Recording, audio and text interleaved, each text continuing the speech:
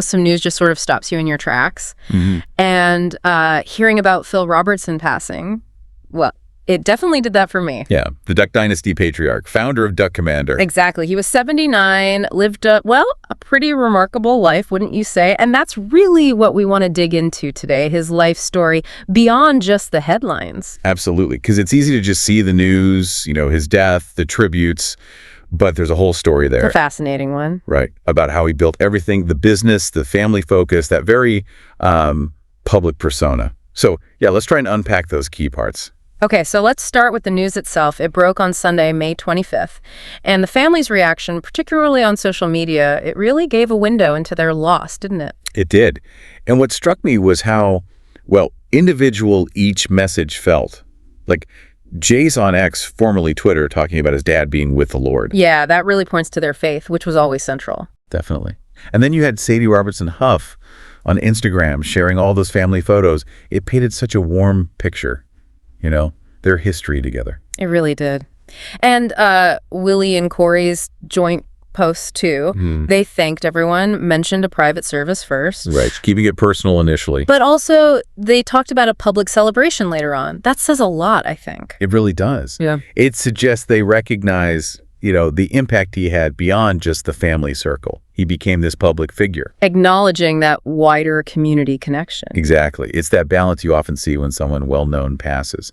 Honoring the private grief, but also the public persona. Now, all of this happened following his health issues becoming more public. The Alzheimer's diagnosis? Right. They shared that back in December, I think it was December 6th, on their podcast, Unashamed. That's the one. Jace mentioned then it was early stages. Yeah, which probably gave people, maybe the family too, a sense of, maybe more time. But Alzheimer's, it can be unpredictable. By April, the update was different. It was.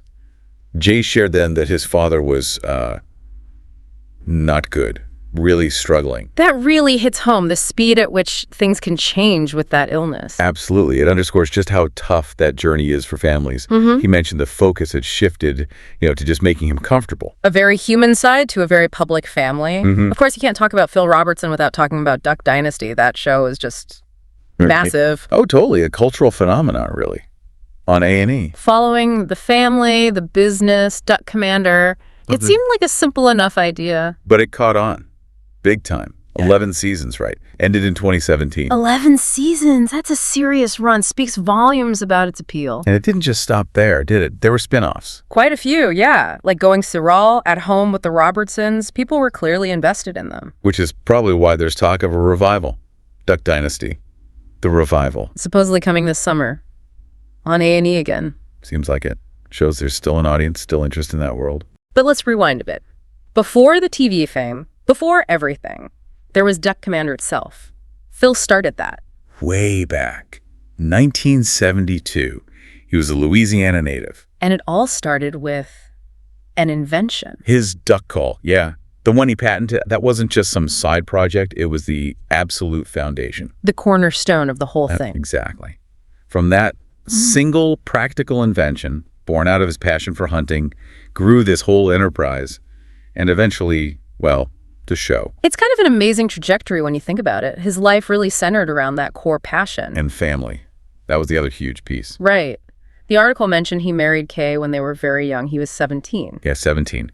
She became pregnant with their first son, Al, I believe, though he wasn't essential to the show later. But the other sons, Jace, Willie, Jep, they were front and center. Absolutely. Yeah. In the business, on the show, it was a total family operation. Grandchildren, wives, even employees like Cy. They all became part of the Duck Dynasty world. That strong family vibe, that was definitely a huge part of why people tuned in, I think. That sense of, closeness and maybe controlled chaos. So putting it all together, you have his passing, the family sharing their grief and memories, plans for a public farewell. Then there's the Alzheimer's diagnosis, the difficult final months. A tough reality they shared. And underpinning it all, this incredible story of Duck Dynasty and the Duck Commander business, starting with just one invention. And all deeply, deeply rooted in his family life. Yeah, his life seems like this tapestry woven from hunting, family, faith, and then unexpected fame. It really is remarkable how those personal passions just grew organically, first into a successful business, then this massive public profile. Yeah. It kind of speaks to how sometimes just being authentic can strike a chord. It makes you think, doesn't it? Here's a guy who built this whole empire, really, from a simple duck call, something he loved. And that passion opened the door to reality TV fame for the whole family. Now, even after he's gone, his life story, his legacy is still being discussed, celebrated. Yeah. It really gets you thinking about how intertwined our private lives and public identities can become, especially now with media everywhere. You know, how does pouring yourself into something you love shape not just your own life, but ripple outwards, affecting your family, maybe even culture itself? That intersection of family, business, faith, and fame. It's a complex mix, definitely something to mull over.